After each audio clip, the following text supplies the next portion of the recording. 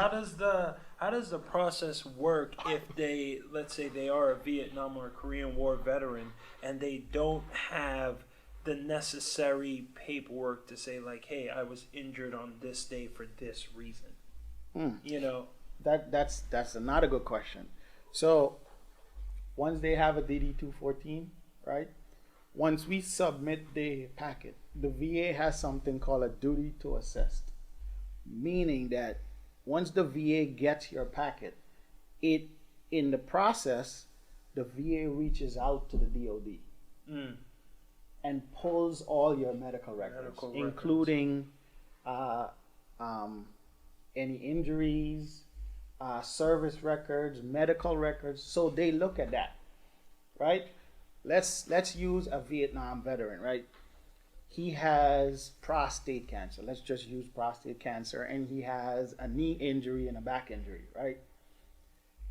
We would need a current diagnosis of those three things. So he would go to the doctor and get a diagnostic letter.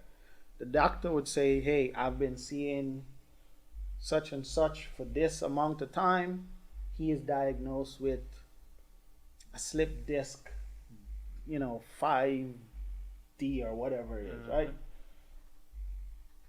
He is diagnosed with prostate cancer, right? And we would use that diagnostic letter, right, to attach with the actual packet, Okay. right? Okay.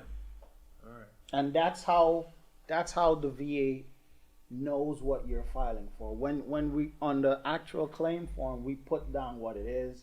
If there is an actual incident that happened that made you hurt your back or hurt your knees, we put that down.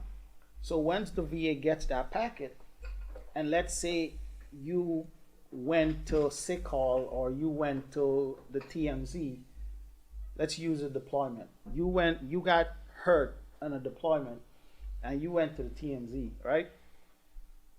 And it's documented. Once the VA pull those records, they're going to see that. So they look at the diagnostic letter, personal statements. It actually calls its actual name is called a lay statement.